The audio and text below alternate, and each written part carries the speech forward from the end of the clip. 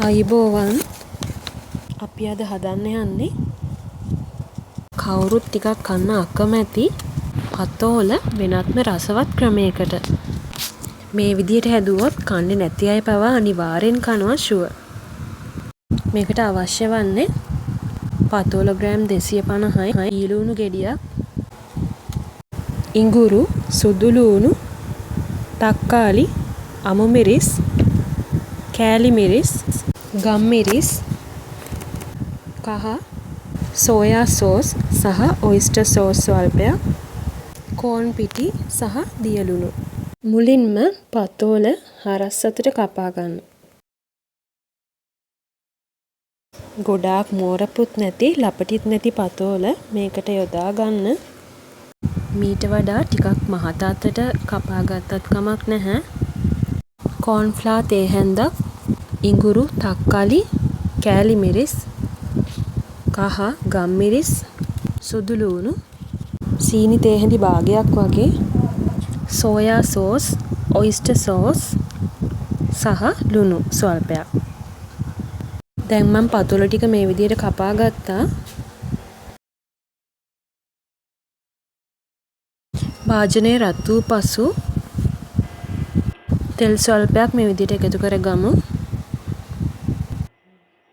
තෙල් ටික හොඳින් රත් වීගෙන එනකොට කපාගත් බොම්බයි ලුණු ටික මේ විදිහට එකතු කරගමු.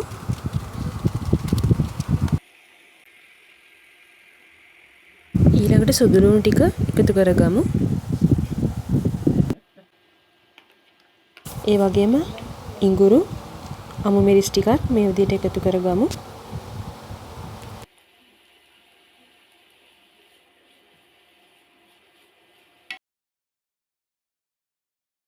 ඒකටම පොඩියට කපාගත්තු අපේ පතෝල ටිකත් මෙහෙම එකතු කරගන්නවා.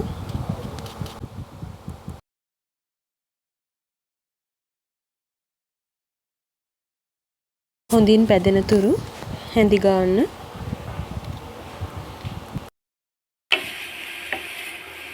කලවම් කරන ගමන්ම කෑලි මිරිස් සහ ගම් මිරිස් ටිකත් මේ විදිහට එකතු කරගන්නවා.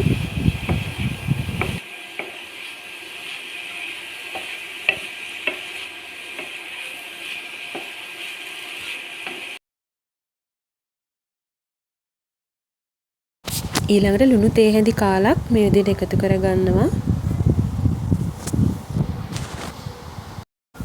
සෝයා සෝස් සහ ඔයිස්ටර් සෝස් එකතු කරගන්න හින්දා ලුණු වැඩි දාගන්න එපා. මොකද එතකොට ලුණු රහ වැඩි වෙන්න පුළුවන්. ඊළඟට අපි තක්කාලි ටික මේ විදිහට එකතු කරගමු.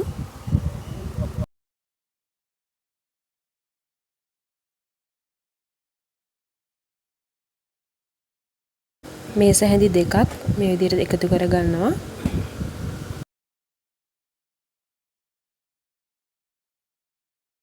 ඒ වගේම ඔයිස්ටර් සෝස් හැඳි භාගයකුත් මේ විදිහට එකතු කරගන්නවා. හොඳින් කලවම් කරගන්න.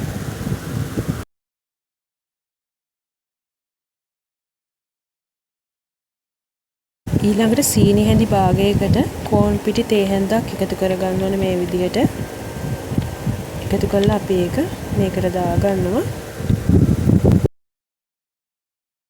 දාලා හොඳට මේ විදිහට මිශ්‍ර කරගන්න. මේක හදාගන්න සම්පූර්ණම කාලය යන්නේ විනාඩි 25ක් වගේ. පතෝල ටික වැඩිය තැම්බෙන්න දෙන්න එපා. මදක් අමු ගතියට තියෙන්න ඕනේ. හරියටම විනාඩි 25කට පස්සේ මම මේක ලිපෙන් බා ගන්නවා. ඔන්න තියෙනවා අපේ චයිනීස් ක්‍රමයට හදපු පතෝල කරි එක. අපි මේක මේ විදිහට දීසියකට බෙදාගමු. හොඳ පදමට ඇවිල්ලා තියෙනවා. හරිම රස පාටයි. ඔයාලත් මේ විදිහට හදලා බලන්න. පතෝල සාමාන්‍යයෙන් කන්නේ නැති අය පවා රස කර කර කනවා. රෙස්ටෝරන්ට් ස්ටයිල් එකට නිසා පොඩි අයත් ගොඩක් ආසාවෙන් කනවා. තාමත් අපේ channel එකට subscribe කරලා නැත්නම් උඩ තියෙන red bell icon එක click කරලා අදම subscribe කරන්න.